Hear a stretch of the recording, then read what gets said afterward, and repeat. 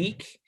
Another MSP Initiative webinar. I have industry veteran and channel guru, I call him, Tony Francisco. Tony, what's up, man?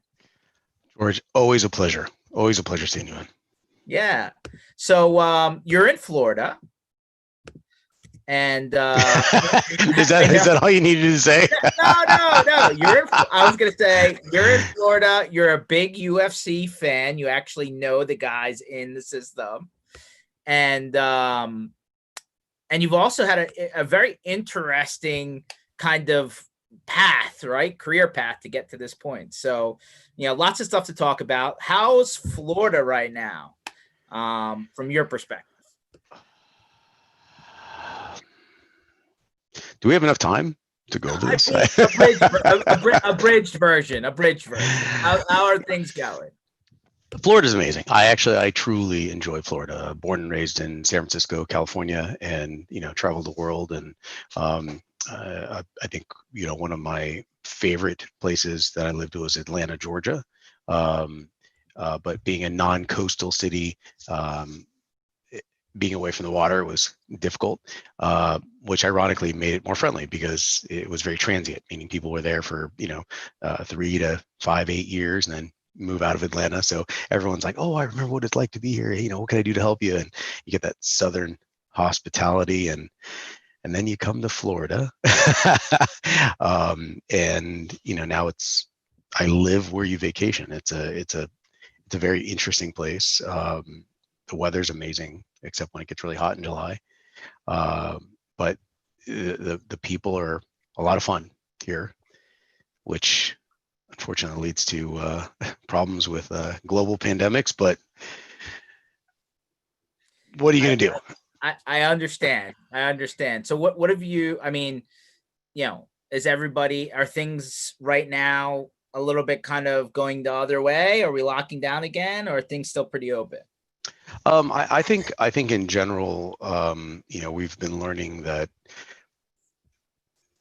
the country as a whole is not doing very well, and there are some hot spots throughout the country, ranging from Arizona, Texas, Florida, that are standing out, and it's not in a positive way. I think Florida is, from what I understand, at the top of that pile. And I also understand the numbers that have been provided are wildly suppressed. I literally just listened to a report of I can't remember her name, but she lost her job. She originally put together the chart and the growth. They got rid of her for not suppressing the data. And so she started another, real-time style chart. And she says that the numbers that we see now are, 2-3 weeks behind what is actually going to be there. And even then it's a mixed bag of nuts, not the right numbers. But she says it's a lot worse than it actually is. So I'm confused, just like everyone else. I'm concerned, just like everyone else. But I think the one thing that we are all interested in is what's the impact going to be on me, on my family, on the children going to school, and from a job perspective, is the company going to be hurting so much that they can't employ me or contract me out? And that's a concern across the board. So I don't know the answer to that. I wish I did. I am just taking a kind of a pulse, if you would. So you've actually had a pretty interesting career path that I'm not sure everybody's heard, your story. So if you wouldn't mind sharing with the crowd, where did you start, and take us through your journey to today? Wow. So I think the original start was McDonald's. I worked at McDonald's, and then I remember looking in a mall. This is in the early 90s. So I take that back. I jumped in like TGI Fridays, worked at the bar there. It was great. But I looked in the mall for a job, one of those little stands in the middle, and there was someone selling cellular phones, and I was like, oh wow, it's commonplace. Back then, that was not commonplace. So I asked the guy. I said, what do you like? How do you like this? And he's like, it's really cool. No one's buying this, but they're really cool. Keep in mind, this is in '93. Right, when like one out of every 1,000 people had its own. Yeah, the end of '92. It was end of '92. Wow, end of '92. So So fast forward, I ended up getting an inside sales job, and because I knew enough about computers, I connected to the cell phone to a laptop, and then we developed what's called CDPD, cellular digital packet data, and I don't bore you with all that stuff. But if my claim to fame back then was, if you ever wanted to get a hold of me anywhere in the country, you called GTE MobileNet or any cellular provider and ask them, you're on a B-side provider, ask them how to connect your cell phone to your laptop. And I was one of two people that you would actually eventually get to, and in the country, it was weird.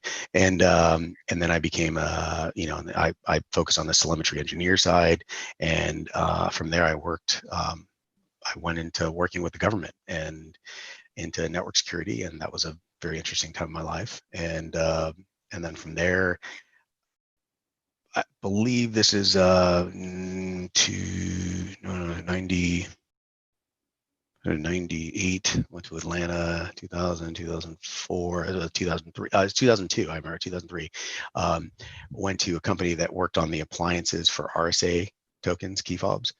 And the objective was to authenticate for your Exchange server, for your Microsoft Exchange server. And I said, hey, why can't we just put a whole bunch of these appliances in a rack and then just host them for people? And yeah, you're like, that's commonplace now. But in 2002, what are you talking about? How dare you?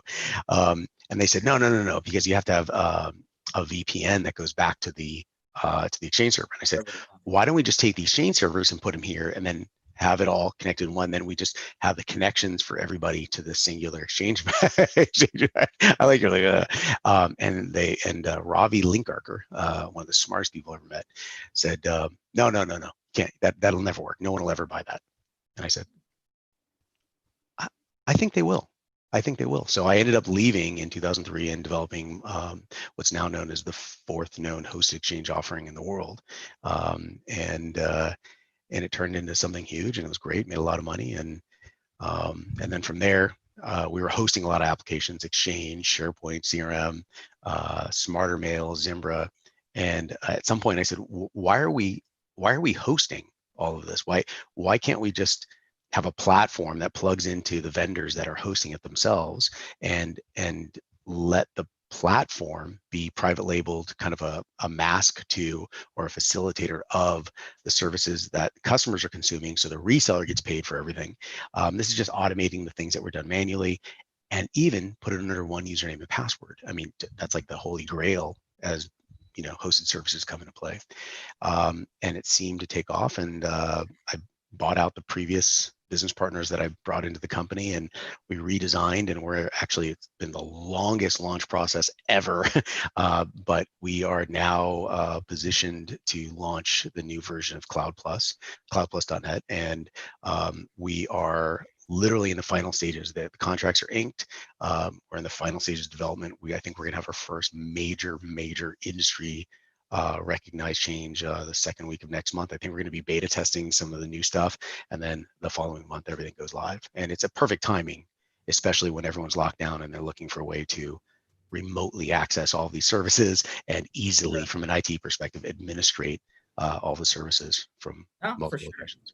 So I remember you recently giving a story where you were presenting to an event in Florida, and you basically had all these CTOs and CIOs in front of you, and you basically said, I can get into your network in 15 minutes or less. It doesn't matter where you are. Do you remember this story? That was at the Tampa Cybersecurity Summit. I believe it was in December. And yeah.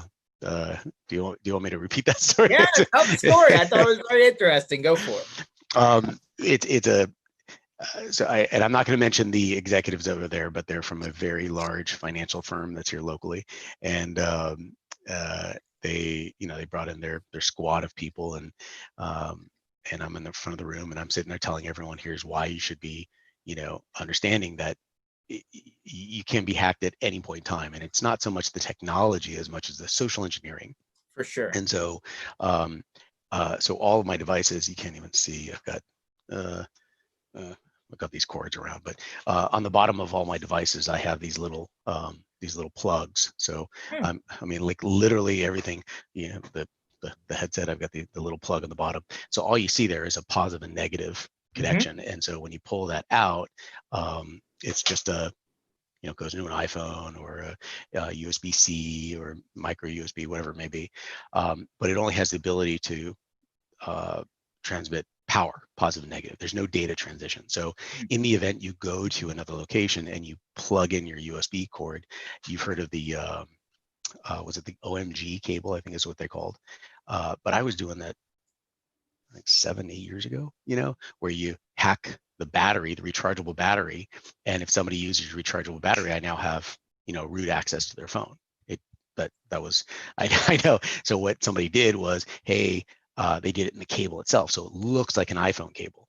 And it is fascinating how well they did it.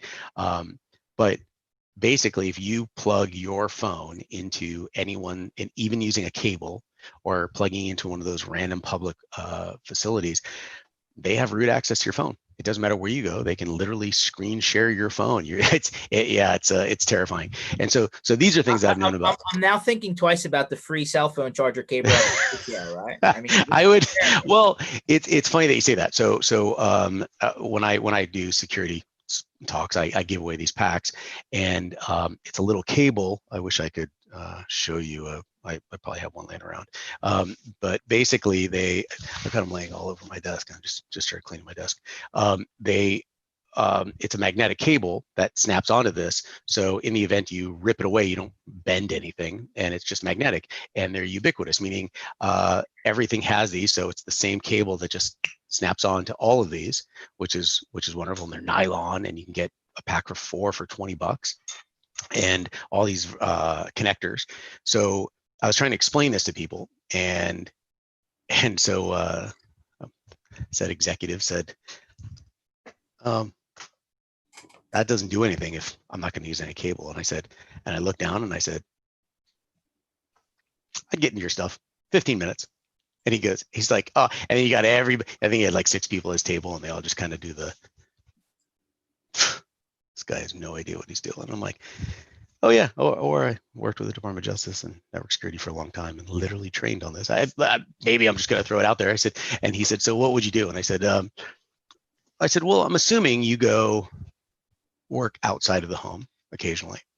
And he said, ironically, I pick up my keyboard, and there's the little so these things are literally everywhere in the house. It's great. But my mouse. So the point is that he was interested in how would I do this, and I said, well, you probably work somewhere, maybe like a Starbucks, and he goes, yeah. And I said, you go to Starbucks? He goes, yeah. I go, you bring your laptop? He goes, yeah. But you can't authenticate into my laptop without facial recognition. And even then, if I'm not on the local network, it's read only. So I can only read email. I have 0 write capability. So it was really locked down. So, and he had he had an authenticator token. So he had basically like an RSA key fob. It said, enter this number. It's generated every 30 seconds. So once he opens his laptop and it sees that it's him, which is kind of baked into the laptop, in order to open an application, he has to do the key fob. And even then, it's read only if he's not on the local network. And in order to get on the local network, he has to go through multiple checkpoints to get into the network. And I was like, okay, I'm okay with that. And he goes, you think you can still get in? I go, oh yeah, absolutely. And he goes, how? And I said, well, at some point, if you're my mark, what I'll do is I'll go take of course, I literally just cleaned all the fun stuff that I had over here. I usually have these little USB tokens laying around. But basically what I would do is I would take, the back of, those little USB for keyboards and mouse, they're little small. It's a little nubbin, yeah. Yeah, a little nub, yeah. I would take that and I would cut about half of the metal off. It's just like I would cut just under half, so I would keep about 2/3 there, and you pull out the plastic chip inside. It's really easy, just pull it out. Put a little glue dot on, and he was using a Surface 2, because I looked down. I said, it looks like you're using a Microsoft Surface 2, and he goes, yeah. I said, okay. So the USB you have it on both sides, but the one on the left is where you have two USB. That's right. Yep, I got it right here. Yeah.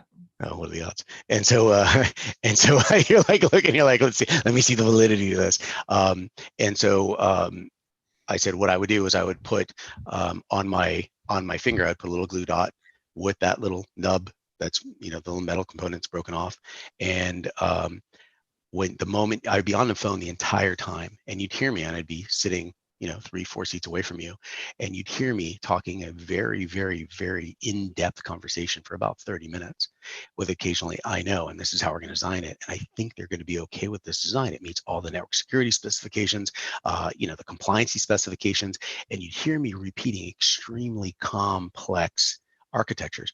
What I'm actually doing is I'm listening to a 90-minute podcast talking about these, and I'm repeating word for word what they're saying, while I'm continually eyeing your location and presence and position. And the moment you get up, and you will at some point, if not to throw something away, I'm going to say, I know. And once in a while, I'll just throw in, I know. The moment he calls, I'm going to run out the door. He's literally across the street. I'm going to give the presentation. I know this is a huge deal. Okay, so back the way we're going to architect this and keep going through it. And then the moment he gets up, I go, he's texting right now. I'm getting up right now. And I get up and I run, and I literally run. I throw something away, right? Cut him off, throw it away. And I say, I'm really sorry, sir. And I run over and I grab your laptop, and you go, that's my laptop. And I go, I am so sorry. And I put it down. I thank you. You saved my presentation. Take my laptop and run. What you didn't realize that I did was I inserted that USB key in the left-hand side. I lifted my finger, making all the contacts necessary, and inserting a BIOS firmware very, very quickly. I now have root access in your computer only when you're connected to the network. And all I'm doing is I'm reverse SSHing on the way out through, and I can change the port to port 80, maybe even do a port 443, because you're allowed to do that one, and you can't detect anything from end to end. And I have complete ownership, and I thank you for authenticating as many times as you did to give me that connection. And they were all terrified, just terrified. And I said, because when I pull it out, I'm just going to cup it, grab my laptop, and run. And I'm even going to pat you on the shoulder on the way out. It takes less than a second for me to do that. Some Mission Impossible stuff here, Tony. I've done that particular move quite a few times, but people don't understand the complexity, dazzling you with the basics of a hack, because all that story was to a buildup of me plugging that in, plugging. I'm not going to let anyone plug anything in.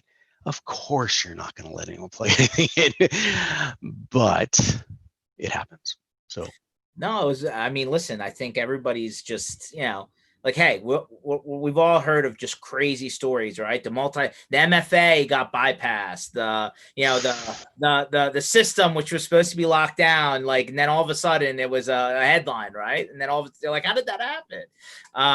Well, I mean, listen, it's like this stuff, right? You never think about it, but and listen, we've all talked about the working from home and the kids using the family using the same equipment, whether it's the gaming versus the home computer versus the homework, and that's just the stuff at home. But, yeah. So here's a real quick story on this. So I said, every time I go over my friends' houses, I say the same thing every single time. I'm like, friends don't let other friends have shitty internet. That your internet has to be good, and you just don't live like a savage. Like, come on, let's clean it up. I mean, there's something slowing it down. And sorry, I'm not allowed to swear on this. Is it? That's fine. You're wide open. We're gonna get beeped. And so I set up this one. So I have Ubiquity at my house, and I love it. It's great, and you can extend it indefinitely, through a combination of wire lines and meshing. And you have, with a cloud key, you can actually monitor everything. So somebody said, oh, I'd like that. And, okay, great. Let's do a full-blown 9 access points. I mean, it's a full, it's not a joke system. Mesh, man. It's a full real deal. And so we get it all done, and we get the power, we get the cloud key in, and I have it set up pretty tight. So I limit, if you know cloud key, when you turn on the monitoring, the intrusion prevention detection, even though you have 200-300 megabits a second connection, it drops you down to like 50. And his kids were like, well, where are my extra 150, 200 megabits? Really, name one thing you're using more than 20 megabits for more than 10 seconds. Just name one thing. I mean, it's not going to happen. Let's stop. You're getting, I don't know what your practices are, but you're probably not going to, you're not going to be straight too hard. So we let that run for a while. And what I started noticing was I just let it run just to kind of do some data trending. I started noticing every 15 minutes, 24 hours a day, a payload from a specific computer was being sent to Ukraine and to New Jersey. Every 15 minutes, 24 hours a day. An interesting combination of locations. Go ahead. Well, it was just I was like, well, then I looked at that and it was actually a copy of, because they were connected, and that's a whole different story. Because I was trying to inspect the payload, and I didn't want to say anything because I didn't want to freak him out, because maybe it was just me, Oh no, they hacked his computer because of a website that the kid went on the computer where they do all their banking, and it was literally taking all the key logs and every 15 minutes, and it was sending that data. And I was like, oh, you need to change all your passwords. Like, now you need to wipe that computer clean. Let me go in and do an inspection. But the reality is they're doing very well off, and very well off. And they would have wiped out, they would have lost everything.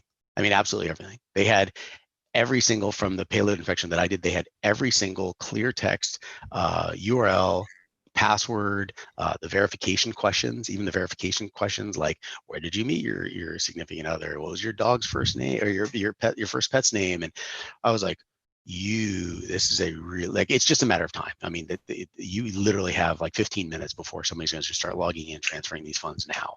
So, but what a, like, just for fun, let me just friends live like savages. Let me clean up your internet connection. And the other thing is, every time I go to someone's house and I use a knife and it's really dull, I'm like, I know it sounds really weird, but I'm gonna bring my knife sharpener over and I'm gonna sharpen your knives, because I know it's pet peeves I have. You got to cook, and you have to have good internet. You have to be able to cook easily and access the internet easily. So, interesting story, man. You got good ones. So let's go now for a second. You talk to a lot of MSPs, on a regular basis. You've been around for a long time. You've seen the industry morph, right? Probably a few times over now. What are you seeing right now, right? Last 30, 60 days, where are things? Are you seeing things going up, down, in between? What have the conversations been like? This is a really interesting question, specifically the way you phrased it. What have I seen over the last 30, 60, 90 days?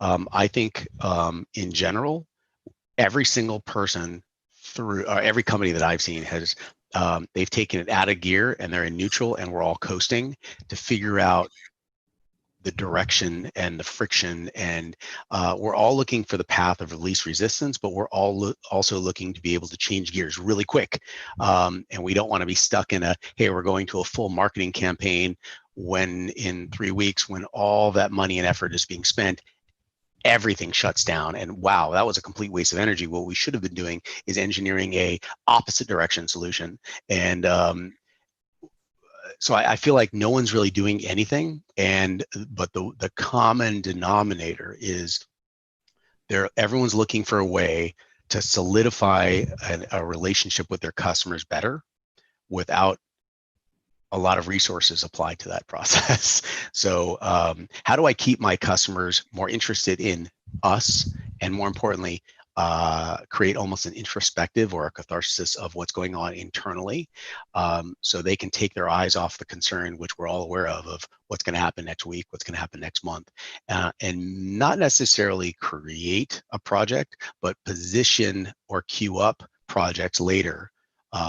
This is almost a self-awareness time. So I guess the summary is, everybody's trying to figure out how to do something without applying a lot of resources, and creating a commitment which would scare off anyone from doing it. No one's spending a significant amount of money right now, but you still have a lot of people in holding patterns. So how do you spin those plates and keep everything? Okay, so based on that description, what does it look like now, 90 days into the future, right? Or even towards the end of the year? We're in the middle of the year, right? Do you think the holding pattern is still into 2021? Or do you think at some point some of these things eventually have to trigger, and orders are going to go through or projects are going to happen, or like give me your gut feel. At December 31st, 2020, what do things look like then? Without trying to make this a political conversation, I am a firm believer in that the current administration, the way the COVID case, there's two angles I'm going to give here. So regardless of your belief on this one, hold on, there's more. I think that a lot more could have been done sooner to prevent what's about to occur, because I don't think we're here yet. And before I go any further, I just got an email from somebody that said, Tony, you were totally right. In March, you told me all of the things that were going to happen. I even had the conversation with you that the worst was going to start to peak in August. And I sent out an email to multiple people. Here are the phases. It's going to happen in August. That's when we're going to start seeing our first real impact of what's happening. Everyone thought I was crazy. Well, hey, Florida's #1 on stuff, and guess what happens? 2 to 3 weeks after those numbers happen, then what's going to happen is, you have the incubation period, and then the hospitalization, then the mortality quotient, all that stuff, the fun stuff happens. So we know what's going to happen in August. This is not a conceptual number anymore. That being said, the current administration could have done something sooner, could have implemented mandatory face masks, very defined policies for school, for public associations, et cetera. And none of that was done. And everything that's being done now is too little, too late. So there's an eventuality there. The other side, which ironically, they argue very nicely against each other, is this is going to be it's going to have to be handled like a flu-like scenario where there's going to be deaths, there's going to be problems until we have, because herd immunity, from what I'm understanding, is almost an impossibility due to the fact that it jumps strains, we retain antibodies for 40 days. There's a variety of things. So until a vaccine comes out, and are you going to be the first one to take the vaccine? So the question is, which one is it going to be? And I think ironically, just like socialism and capitalism, I think it has to be a combination of the two. You can't say, well, it's all pure capitalism. Well, then our roadways, fire departments, police departments, schools, everything. You got to have a combination and a balance of the two. You have to have a social awareness and policies based on that until things simmer down, until we have a more mature vaccine scenario or an understanding of what the real metrics are. And in addition to that, you have to say, hey, let's not shut down the economy and everyone die because we're afraid to catch the flu. So they argue nicely against each other, but again, so do socialism and capitalism. I think there needs to be a combination or balance between the two, because they do actually work together as long as we understand that. But to wear the jersey of one or the other, you're going to fail. And so push that aside. What do I think is going to happen? I think we're going to see the outcome of all of the testing results that are surfacing now. I think that'll come out in about 2 to 3 weeks. The real question is, how do you think everyone's going to react to that? And I think it's going to terrify people. I think it's absolutely going to terrify people. How do I think that's going to affect the MSP industry, the community? I think you're going to have mixed results. And literally this entire time, since I just told you in March, I wrote an email out to everyone here. It's all going to happen in August. We have not worked harder. We've brought on amazing people in the company. Our entire company, it's all hands on this one particular project that's going to add in the industry more value for little to no no effort. It's extremely palatable from a price perspective. So for the price conscious, but most importantly, it really addresses the everybody work from everywhere situation that everyone's trying to manage right now. So I'm not going to say me, a whole bunch of caffeine and my team, we kind of figured out where this was going, and we need to focus on this now. So hopefully Cloud Plus can implement something that will address a lot of it'll soothe a lot of the the concerns and anxiety out there, because it will make your customers stickier. It'll address a lot of the problems out there that are currently being faced in a work and home, work from anywhere environment, and it'll not pierce that, hey, I can't spend any money. You don't want to hit that button. But at the same time, it's also going to make it clear that it is possible to develop something even when times get bad. It's just adaptation. And I think the final answer to your question is, I don't know how people are going to react to it. I just know that everybody has been extremely sensitive to changes. Everyone is extremely sensitive to spending any money. And I don't think a lot of preparation has been done for what the next step is, because people don't understand what that next step is. And I think we're already at that next step. So let's just work with what we have. Interesting. So let's think about big picture then. So if this thing, let's say, this thing doesn't really change until there's a vaccine and people are willing to take it, right? That sounds like we're agreed on that. So we're probably talking about next year. Do you see the post-COVID percentages of in the office versus work from home diametrically opposite than 80-20?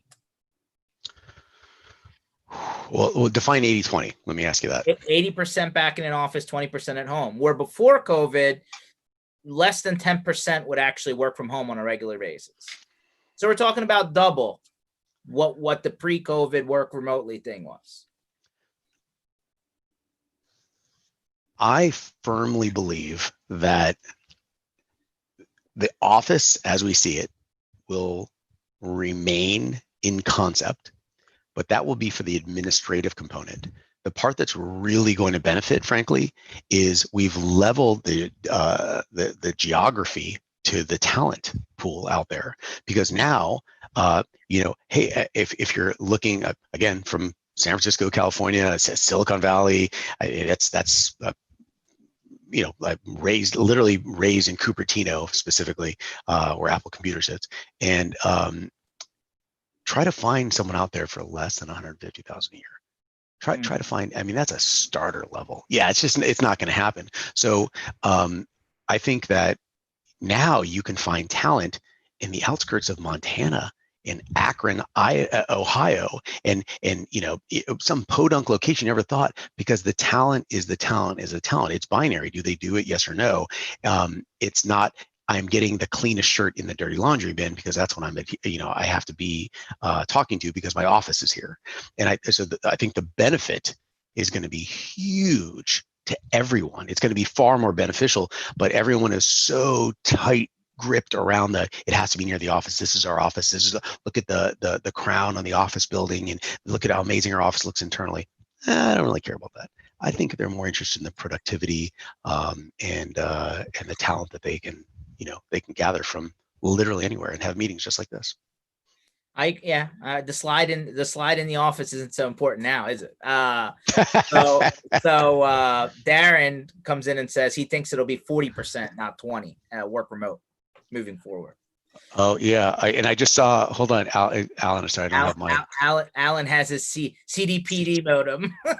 CDP, Alan, you just tried to romance me on video, and I think that's rude because I love you. Cellular digital packet data. That was like, you don't realize Alan is I don't even know Alan, but Alan is Alan is initiated. Yeah, he's initiated. You're gonna get gifts in the mail now, Alan. Absolutely. So 40%, 40% not ever going back. I actually agree with that. I would. My personal opinion is if we take the current situation of right now and let the dust settle, I think personally it'll be 30% of your company as it exists today in 10 years will be at the office. The other 70% will be geographically everywhere, domestically most likely. But you will have an administrative team, and maybe your C-level, and it's not unheard of to have, your C-level, let's say your CFO doesn't need to be in the office at all times. Your CRO should probably be there. Your COO, I'd probably recommend that. Your CEO and COO, they kind of got to be tight at the hip, but not necessarily. Depends on their work, relationship and their practices. But the rest of your team, operationally, sales, support, be everywhere. And that's what you're looking for. You're looking for talent everywhere. And I can promise you, if you've interviewed a lot of people, you've interviewed a lot of, just people with amazing degrees. But how many of you really interviewed with a successful history of what you're looking for? Now you just opened up the talent pool. just everywhere. And that's what you're looking for. I want someone with successful history of this particular talent. So Fair enough. Okay. So that's good. That's good, kind of holistic view. All right. So let's go over here now. So, you know, with the people that you're working with, right? Like I said, you've been around for a long time. Um, I'd love to hear your opinion on how far the industry as a whole has really adopted true cloud versus a mismatch of different SaaS applications and a little bit of bubblegum and duct tape. bubblegum and duct tape. Um, so this is a very, very sticky question for me because the one thing that we're about to launch literally addresses that.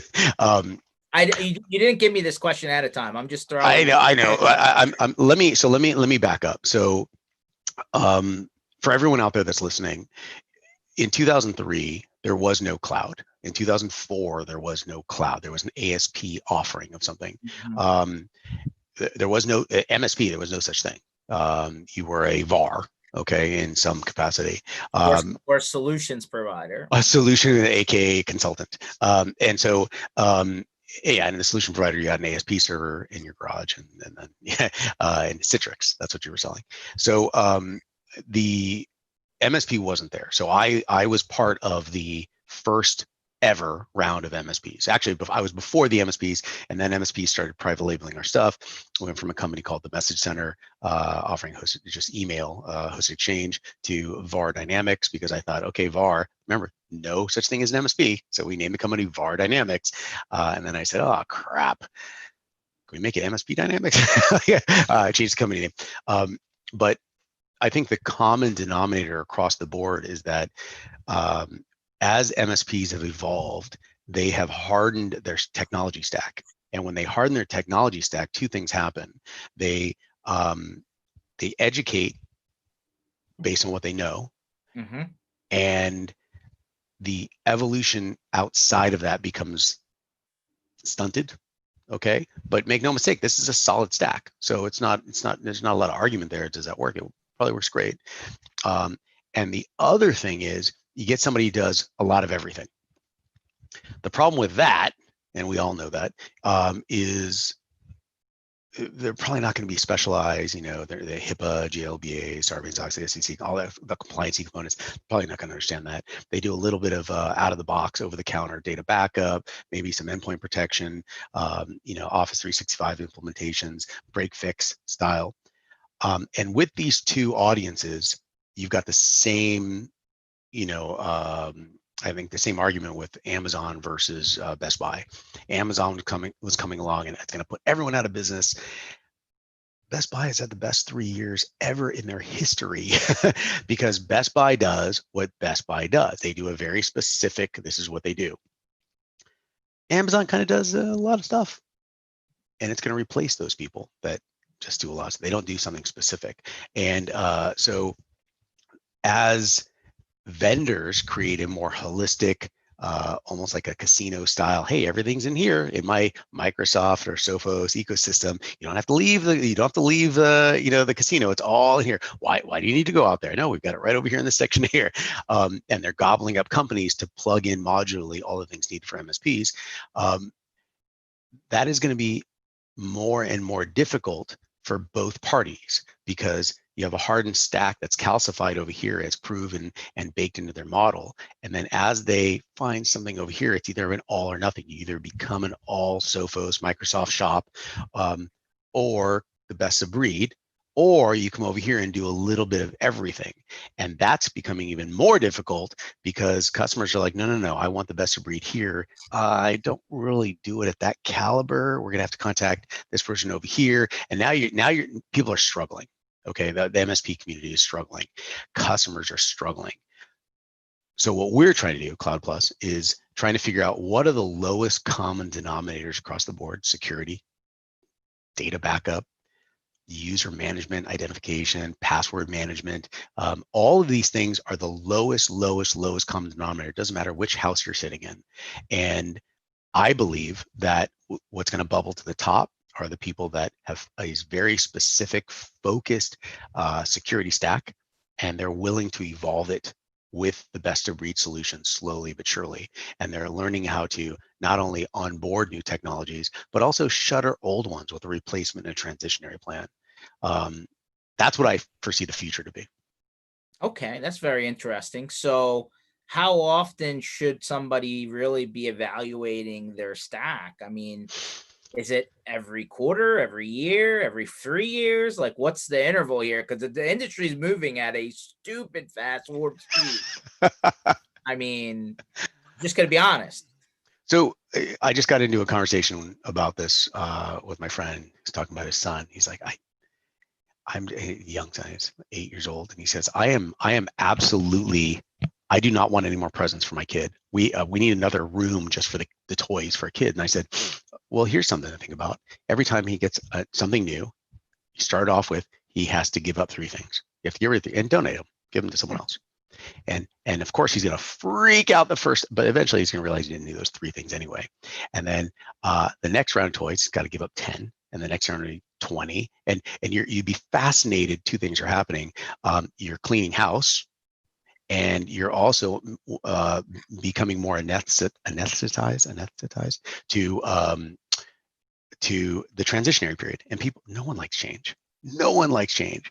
So if you're getting those 2 things, your child familiar with those 2 feelings, getting rid of things and cleaning house, and realizing the priority of what you need and what you don't need, that's a really good foundation. He's like, that's awesome. The exact same thing happens in the MSP community, where I would challenge that because once a quarter, that's a lot, but I mean, every 3 months, you're like, hey, let's just bring in something. Let's just look at it. Let's just look at it. Okay. Once a year, figure out, here are things that we are going to do. We're going to start implementing for the next year. Like, well, let's start standardizing. This is now an official option. But every other year, you should start, or every 3 years at the latest, do a hard refresh and evaluation of the technology. And here's the one thing that we're going to get rid of, and here's the one thing that we're going to start, we're transitioning people to. So I think the 2 kind of fit hand in hand. And if you have kids, you learn a lot from them. And it's not even from them. You're learning a lot from your practices of all the things in retrospect you would have done differently. Brent sends in here. He's like, great suggestion. Did that with my daughter since the 80s. Apparently it works. Thanks for chiming in, Brent. Nice. So one of the card parts that seem to be pretty unanimous, regardless of location, right? I don't care if you're Europe, APAC, US, Canada, whatever. A lot of these newer offerings on the market, right? Some of them always spawn from the enterprise and then trickle their way downstream.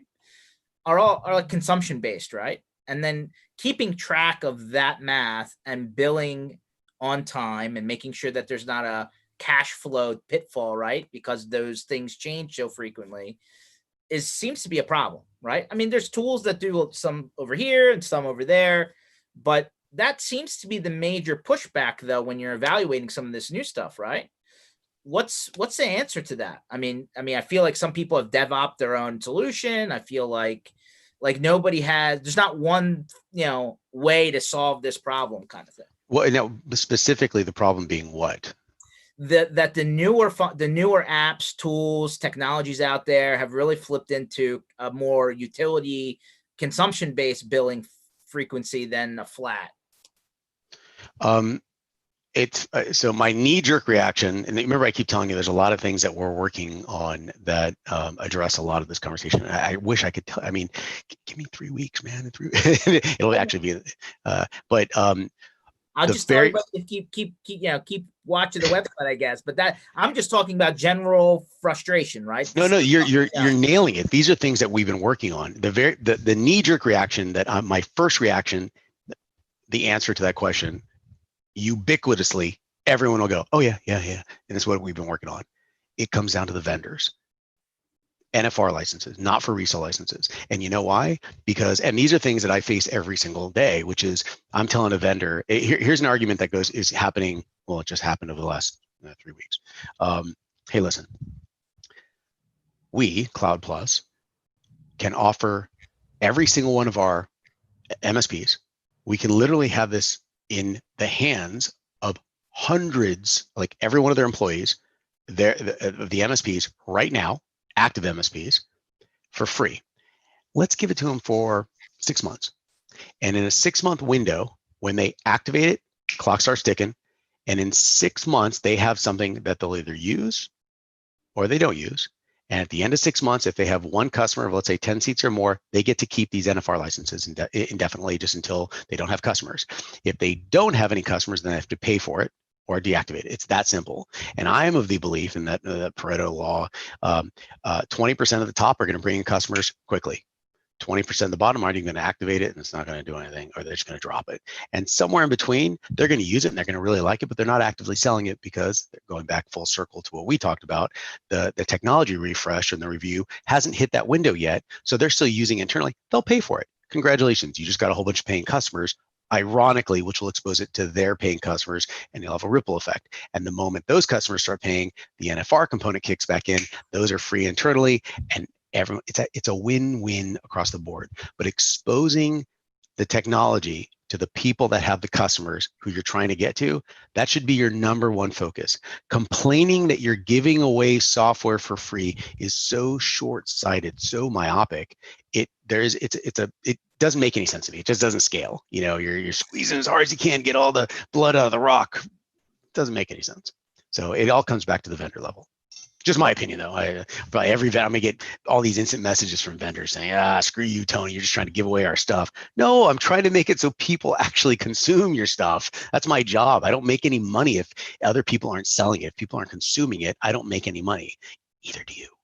So fair enough. I mean, Alan pipes in while we were talking. He says, in your sales and planning, distinguish what you do sell and how you do those things. No, totally get it. Tools are a means to your end outcome, right? I mean, and I'm a total fan and, absolutely of the Kool-Aid that you should be selling business objectives rather than just spinning wheels. 100%. To your point, Tony, what's your vendor evaluation checklist then? What should it, when you're going through this evaluation cycle, what are the things that you should be checking off as you're going vendor to vendor to determine fits or doesn't fit? There's actually a huge vendor checklist, and I worked with Jason Bystrack on this for literally years. For the Jason Bystrack, for people who don't know, he's been in the industry for a long time, so smart guy. Makes me look like I know nothing. It makes me mad. I want to hate him, but he's so nice and smart. Was he 20, almost 23 years at Ingram Micro? He was like their first cloud services employee. He knows a little bit about distribution and vendor management. He knows just a little bit. Also a good friend of mine, and literally texting me during this call. So plugging him. But one of the things that Jason is really good at is understanding the fact that all of us are all talking about the same thing, but from different perspectives. So we can sit here and argue about whatever it is, but we're arguing because you're looking at it from a vendor perspective. I'm looking at it from an MSP perspective, and that person over there is looking at it from a customer perspective. We're sitting there arguing. We're talking about the exact same thing. So when it comes from my perspective, I am absolutely an engineer by definition, by trade. So the technical perspective was what the knee-jerk reaction to your question is. I have three things. Do you have an API that's well documented that allows me to create a partner in the vendor platform? Allows me to create a customer under said partner in the vendor platform. Allows me to create a user under said customer in the user in the customer platform, in the vendor platform, and then a license associated to the user under the customer, under the reseller, in the vendor platform. Do you allow me to do that with an API, go back and forth and alternate licenses? And that is like entry level 101. And if the answer is an API, then no, we'll use smoke, smoke signals to make something happen. Sorry about that. The second question I ask is, do you have a per seat per month billing mechanism, like a per belly button per month billing mechanism. If they want you to purchase the license all at once, it's not for me. It's not, that's antiquated. I feel that let the MSP decide if that's delivered to the customer like that. But at the end of the day, if I'm telling you it's month to month and you can cancel at any time for any reason, there's no contract, there's no implementation fee, no setup fee. That's the way it should be from the MSP perspective. But it's not the MSP perspective. It's the customer perspective, because as a customer, that's what I like to hear. An MSP, however, can maybe repackage that and say, here's a yearly agreement, a bi-yearly agreement, et cetera. And there's discounts according to that. Guess what? You're only going to do that if your customers find that palatable. And so, but we like, as the vendor component, we like to have it a la carte, for lack of a better term. And the third thing I ask is, if a customer comes along and they already have the service through someone else and they want to transition it into this platform, do we have a way to switch? Basically, it's called change the partner of record via API. And the reason that is because now what that allows is the MSP to stop stealing a service from a customer, because now you're just picking, okay? You're swooping in and picking a service. Get a relationship with the customer and own all the services of the customer. So you own the customer and all the services associated to the customer, and you put them all under one username and password. The customer is never going to leave you, ever, ever, ever. And you're actually, what are you providing? Oh yeah, value. You're providing value to the customer, which is so mind-blowing because everyone is so focused on the swoop in and steal the service. Don't do that anymore. It doesn't make any sense. The problem, the argument against everything I just said, there's never really been a platform until now that allows that. And everyone is just another distributor, and you have the same pig and different types of lipstick on it. And I don't care what you say and who your distributor is, they're all just a marketplace. It provides no value for your customer outside of the initial sell. That's just all it is. So we, Cloud Plus, have been working exceptionally hard to do exactly what I just said, is to provide value. The platform is free, at least it is until my board says otherwise, and providing value, and especially in these times where no one wants to spend money, they're all looking for additional value and trying to make their relationship stickier with their customer. I think it's literally a perfect time. I'm not saying COVID's good for us, but it's going to be pretty good for us. So. All right, fair enough. Sounds like you got some things that you're baking, which is interesting, right? Because I think a lot of people always build stuff out of pain, right? Hey, why isn't this there? This would help, move X, Y, and Z faster or solve problems. I mean, we're not just building stuff to build stuff. So I feel the excitement coming through the screen. Thanks, man. Any closing advice that you'd give anyone in the IT services business, MSP, VAR, solution provider? I guess it's all kind of rolled up now. I have noticed a trend that's happening more lately than anything, and I'm looking for people to look at their company the way it's currently working, and seeing, during this downtime, what can you do to improve things, and is this what you actually want to do? I'm finding a lot more time can be spent on creating or identifying, calcifying the swim lanes of your team, because things are going, it's not, the country isn't shutting down forever. Everyone thought that was the case, was that in 2007, 2008, oh my gosh, and Apple stock was at like $2, or when Ford was at $2. I'm kicking myself for not buying. Now that you're saying that, I'm like, oh, I know. But everyone said, this is it, the economy's crashing. And I said, no, it's not. It is not. And sure enough, look, so, and the same thing's going to happen again. And it's going to happen again. It's going to be a correction time. So, since that correction time is going to happen again, and historically is proven to be the case, why not focus now on identifying a better, role and responsibility of all of your team members, and a structure and a process? Because now is when things aren't moving crazy fast. You just have anxiety, so it feels like it is. That may be a good time to focus on this. And in addition, if you don't want to do the business, I'm literally running across people at least once a week that are saying, hey, do you know any MSPs that want to sell their company? I'm interested in buying. Yeah, it's very weird. And because they see exactly what I just said. oh, this is all going to speed up again, and I'm going to start gobbling them while they all think they have nothing. And in another 120 days, by the end of the year, well, let me rephrase this. In January, wow, we'll probably go through the darkest point by the end of the year. My prediction is Q1. It's going to be what would be at the end of Q1. We're going to get this bang of second week of March. Mark my words, second week of March of next year. The economy is going to tank, probably the worst ever. Guess why? Historically, it has with the presidential elections after a bad time. Everybody's writing this down. Start selling your stuff before this. Second week of March. And by the way, I called this in 2008. I wrote about it, I blogged about it in 2006. No one believed me. And then, when Obama first came on, it happened. It literally was, how did you know? Historical, this is cycles, But anyway, so the point is that if you can make it through all the way up to there, and it's going to go bad, knowing that's going to happen, everything is going to go up.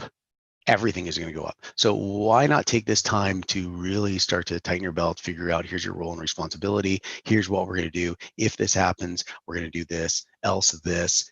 Here are the tools we're going to use to automate a lot of the things we're doing manually. We're going to cut costs into all these frills that frankly people don't want to pay for, or it's eating up a lot of our operational budget. Doing that now is almost ideal. And just moving from one major distributor to another major distributor, probably not the best use of your effort. Figure out if there's other tools out there, if there's other mechanisms, maybe a direct relationship with the vendor themselves. Maybe that'll save you an extra 20-30% of margin.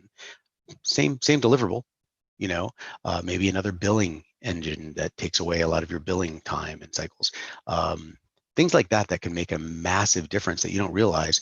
And those changes will bubble up. The benefits will bubble up in 3-6 months, and that's exactly when you'll need them. Very interesting, Tony. I mean, we could probably go for another hour. I got all sorts of stuff I could ask. I love talking to you, George. All good. Everybody, you probably heard it earlier. You can find Tony's website, cloudplus.net. He's on all the Facebooks and LinkedIn groups that you can imagine. Smart guy who's gone through a lot of interesting stories and projects, and I'm sure we'll all run into you at I know you're very tied into CompTIA, and I know that you're very tied into a lot of the industry work, so looking forward to see. You said 3 weeks. I wrote that down. 3 weeks. Go to Tony's website, see what's going on. 3 weeks. I'm getting so much pressure from my team now. They're all like, what are you doing? No you said it. I didn't put a gun to your head. So appreciate you for hopping on. Thanks everybody for watching. We'll be back on Thursday, 1:00 Eastern time. This is recorded online, so if you want to go back and listen to Tony's story about how he hacked this guy's computer with a little thing, that's worth rewatching. Tony, thanks for coming on, man. George, you're amazing. Thank you so much. You got it. Have a good one.